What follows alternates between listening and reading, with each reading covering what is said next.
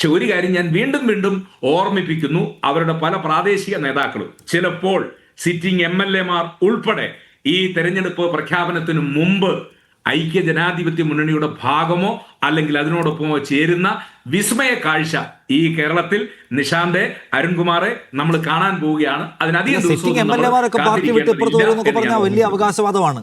അത് വെറുതെ അങ്ങ് തട്ടുകയാണോ അതോ കാര്യമുള്ള കാര്യമാണോ? അല്ലല്ലല്ല, വെറുതെ തട്ടലല്ലോ, അങ്ങനെയാണ് ഞങ്ങൾ പറയല്ലോ. പ്രമോദ് നാരായണൻ പറഞ്ഞത് എന്താ? പ്രമോദ് നാരായണൻ കഴിഞ്ഞ ദിവസം പറഞ്ഞതിനെ കുറിച്ച് നമ്മൾ ചർച്ച ചെയ്യുമ്പോൾ ഒരു വേറിട്ട അഭിപ്രായമാണല്ലോ അദ്ദേഹം പറഞ്ഞത് എന്താ കാര്യം? അപ്പൊ എന്ന് പറഞ്ഞു കഴിഞ്ഞാൽ അത് അപ്പുറത്ത് നിൽക്കാൻ പറ്റാത്ത നിലയിൽ അവരുടെ കാല് പൊള്ളുന്ന രീതിയിൽ അവർ നിൽക്കുന്നു. അവർക്ക് മാറേണ്ട സാഹചര്യമുണ്ട്. അത് വരും ദിവസങ്ങളിൽ പ്രകടമാകുമെന്നുള്ള കാര്യത്തിൽ ഒരു തർക്കവുമില്ല. അങ്ങും ഏതാണ്ട് മധ്യ തിരുവിതാംകൂറിൽ പ്രവർത്തനമൊക്കെ നടത്തുന്ന ആളാണല്ലോ, ഈ കാര്യങ്ങളൊക്കെ മനസ്സിലാക്കുന്ന ആളാണല്ലോ. അപ്പോൾ ആ പ്രദേശങ്ങളിലുള്ള കോട്ടയം ജില്ലയിലെ ചില മണ്ഡലങ്ങളിലെ ഇപ്പോഴത്തെ രാഷ്ട്രീയ സാഹചര്യം അങ്ങേക്ക് കൂടി ബോധ്യമുള്ളതാണ്. അതുകൊണ്ട് ഞങ്ങൾ പറയുന്നു, ഒരു സംശയവും വേണ്ട, വിസ്മയം കേരളത്തിൽ ഉണ്ടാകും. അത് എത്ര ദിവസത്തിനകം എന്നുള്ളത് നമുക്ക് കാത്തിരുന്ന് കാണാം.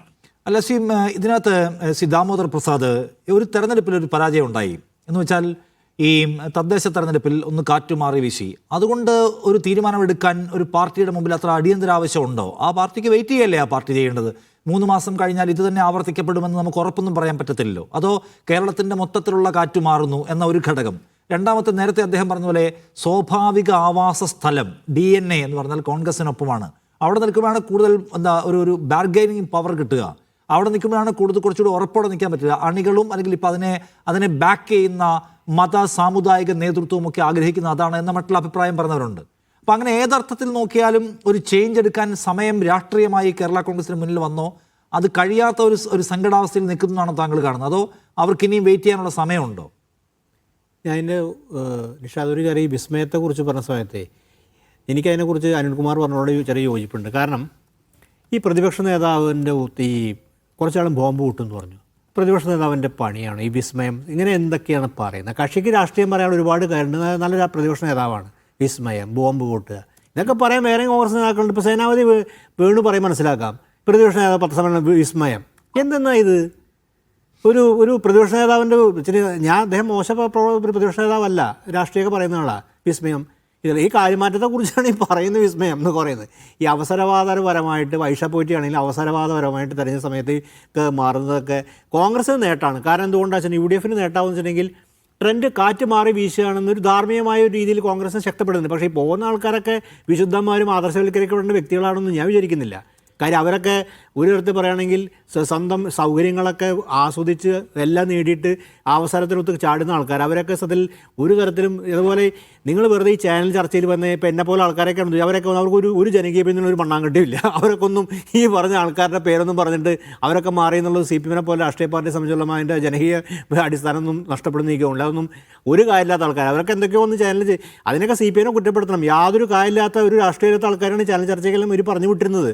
പക്ഷേ ഒരു മൂഡ് ആംബിയൻസും ഒക്കെ സൃഷ്ടിക്കാൻ ഈ അവകാശവാദികൾ ഇടയ്ക്ക് പറയാ, അതിനൊരു സൈക്കോളജി ഇല്ലേ? എല്ലാവരും വന്നു, അടുത്ത പാർട്ടി വരാൻ പോകുന്നു എന്നൊക്കെ പറഞ്ഞൊരു ഇലക്ഷൻ മൂഡ്. അതാണ്ട് ആ സൈക്കോളജി കോൺഗ്രസ് അതായത് ട്രെൻഡ് കോൺഗ്രസിന് പഞ്ചായത്ത് തെരഞ്ഞെടുപ്പിന് ശേഷം കോൺഗ്രസിന് ഒരു അനുകൂലമായിട്ടൊരു ട്രെൻഡ്, ഒരു ഭരണവിരുദ്ധ വികാരമുണ്ട്. കോൺഗ്രസ് ജയിക്കാൻ പോവുകയാണ്, കോൺഗ്രസിന് UDF മുന്നണി അധികാരത്തിൽ വരാൻ പോകുന്ന ഒരു ട്രെൻഡ് സൃഷ്ടിക്കാൻ UDFന് ഗുണകരമാണ്, സംശയമില്ല. പക്ഷേ ഞാൻ പോകുന്ന ആൾക്കാരെ ആദർശവൽക്കരിക്കുന്ന കുറിച്ച് ഇവർ വലിയ രാഷ്ട്രീയം പറഞ്ഞ് പോകുന്നതിനെ കുറിച്ചാണ് പറയുന്ന കാര്യം. ഞാൻ നിഷാദൻ്റെ പറഞ്ഞത് കേട്ടിരുന്നതിനെ കുറിച്ച് ആദർശവൽക്കരിക്കപ്പെടേണ്ട വ്യക്തിത്വമോ അല്ലെങ്കിൽ അവർക്ക് രാഷ്ട്രീയത്തിൻ്റെ അടിസ്ഥാനത്തിൽ പോകുന്ന ആൾക്കാരൊന്നല്ല അവർ.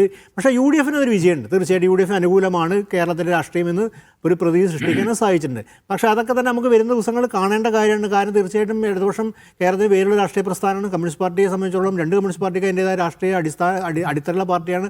അവരുടെ വലിയ വലിയ ക്യാമ്പയിനുകളുണ്ട്. അപ്പോൾ ഏത് രീതിയിലൊക്കെ സ്വീകരിക്കും ഇതൊക്കെ കണ്ടുപറയേണ്ട കാര്യങ്ങളാണ് നമ്മൾ. ഒപ്പം പക്ഷേ പറയണത് കേരള കോൺഗ്രസ് എന്ന രാഷ്ട്രീയ പ്രസ്ഥാനത്തെക്കുറിച്ച് നിങ്ങൾ പറഞ്ഞ പോലെ അത് ജോസ് കെ മാണിയെ ബന്ധപ്പെട്ട് തന്നെയാണ് അതിനെ കാണുന്നത്. നിങ്ങളതിന് കേരള കോൺഗ്രസ് എന്ന് പറഞ്ഞ സമയത്ത് അതിനെന്ത് വലിയ രാഷ്ട്രീയ ഐഡിയോളജി വലിയ ഇതായിട്ടുണ്ട്. തീർച്ചയായിട്ടും കെ മാണിയെ ബന്ധപ്പെട്ട ഒരു പ്രസ്ഥാനമാണ്. അതായി ബന്ധപ്പെട്ട് കുറേ വോട്ട് മധ്യ തിരുവിതാംകൂർ മേഖലയുണ്ട്. പക്ഷേ ജോസ് കെ മാണി രാഷ്ട്രീയ അതിജീവനം തന്നെയാണ് പ്രധാനപ്പെട്ട കാര്യം.